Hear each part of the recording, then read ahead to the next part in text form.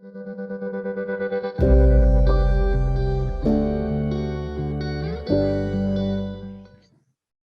everyone. Thank you for tuning in to the 2021 Digital Accessibility Legal Summit.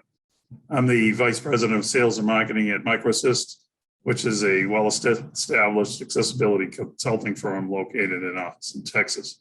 My name is Jack McElhaney, and I also publish Accessibility in the News. I've been doing that for the last 5 years, which is a newsletter that covers a whole array of accessibility topics from around the world. And at the first legal summit in 2019, I spoke about resources and resourcefulness for researching accessibility law.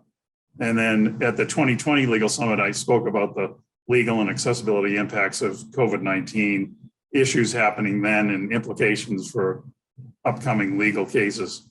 And then keeping with that theme for this year, I'm discussing the impact of COVID-19 on accessibility in the legal landscape, which has been fairly significant over the last year and a half.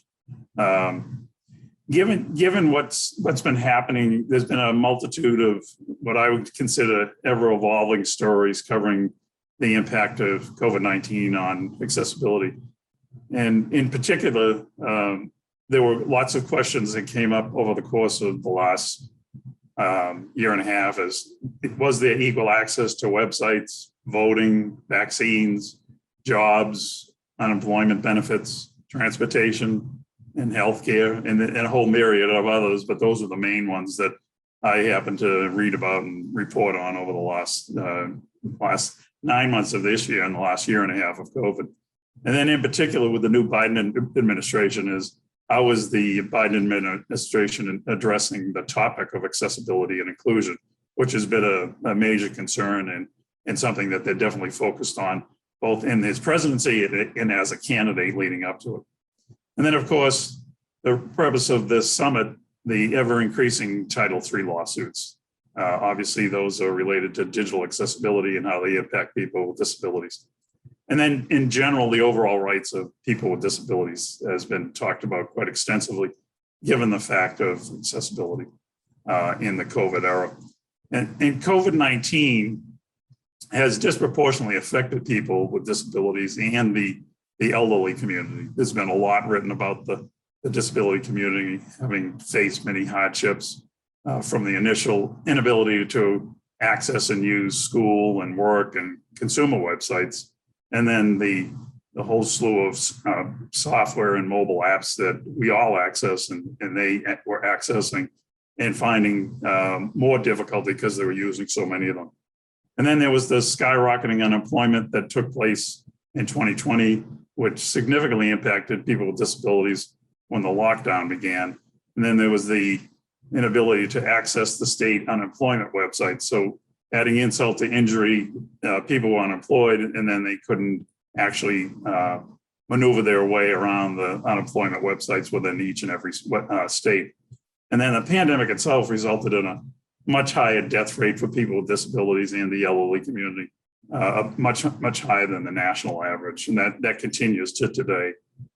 The deaf community has certainly struggled with the reading of lips when people are required to wear masks, which led to a lot of creative people developing and manufacturing see-through masks, which serve as protection, which also are allowing the better communications for that community. And then new issues have continued as well, from stimulus checks making individuals ineligible for disability benefits to outdoor dining spaces impeding sidewalk accessibility, especially as things started to open up. And that's happening across not just the United States, but across the globe. And the impetus for all of this, obviously, was everything went online. When businesses and government agencies and schools and doctors with telemedicine moved online, many organizations started to create websites and apps rapidly to meet the demand of everybody going online. And they didn't do it with much regard for accessibility concerns. In 2019, an average US adult spent 3 hours and 43 minutes using their phones. However, after 2 years and the global pandemic, the average smartphone screen time in 2021 increased to between 5 and 6 hours. And so that's all of us. That's not just people with disabilities. So people are using their smartphones more. They're using more apps, and more apps are being developed quickly to capture that traffic and usage. And as a result, what I have been seeing and what I'm recommending is we all watch carefully to what this activity will do to future legal and compliance trends, because again, not all these apps and software were created equal with accessibility in mind. And speaking of lawsuits, since the beginning of COVID, the law firm of Hunt and Andrews and Kurth has tracked 12,167 complaints related to COVID. Now, granted, those aren't all accessibility complaints, obviously, but they're related to anything and everything that people have filed in the United States. And then in the accessibility forum, in March of 2021, there were 1,240 lawsuits filed in federal court alleging violation of Title III of the ADA, which was the most ever filed in 1 month. And then as of June of this year, there were 6,304 ADA Title III filings, which puts Title III on track for having a record 12,000 filings this year, which just is unheard of from the standpoint of the sheer volume.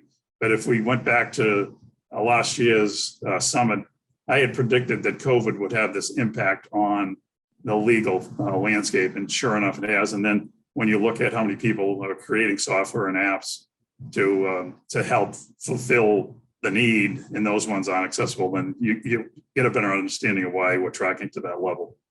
And then on the voting side, which obviously last year was a big voting year, many voters with disabilities were left out of the elections due to inaccessibility or inaccessible platforms. And they've filed suits against their state and local jurisdictions. So those don't even enter into those Title III that I'm talking about. Those are additional cases. And then in 2021, several cases on ADA accessibility of polling places have been settled, including in North Carolina and Arkansas. And then in addition, I mentioned President Biden and his administration, what they're doing. This is another area that they've passed an executive order to increase voting accessibility, which hopefully will have a far-reaching effect on how the disabled community participates in elections moving forward. And then vaccines, which is certainly something that we have all been paying attention to over the course of this year. Vaccination started, when that started ramping up across the country earlier this year, people with disabilities, who happen to be one of the most vulnerable populations in the country, face many roadblocks to immunization. And what I mean by that is from difficulty accessing vaccine websites to booking vaccine appointments to lack of prioritization of the disabled community, and then the struggle for accessibility in vaccines while the pandemic continues to put many lives at risk. And that is still the case with the newest round of vaccines that the various companies are starting to produce. And then the different cities and different counties trying to book vaccines again. So in summary, it's been an extremely busy year from both a legal perspective and then from a technology perspective. And with 9 months behind us, 2021 has been filled with a lot of challenges for all of us, a lot of lawsuits, certain revelations about what is accessible and what's not, and some levels of success and accessibility. Because I think there have been a tremendous amount of colleges and universities who have ramped up their accessibility programs, and government agencies because of students and professors and constituents trying to access information. And although it felt as if certain aspects of the pandemic were winding down, things remain uncertain at this point, and the toll that COVID-19 has taken and continues to take on people with disabilities will be with us for quite some time. But at the same time, the pandemic has resulted in increased awareness of accessibility needs, which will hopefully result in lasting change. And I personally believe that through this new global accessibility awareness we have, and will continue to see an increase of understanding and actions toward a more accessible community, whether it's be reactive to lawsuits or proactive initiatives by organizations. So I want to thank everybody for tuning in today, listening to my presentation, and I hope you have a great summit this year with Chris Lahr and his team.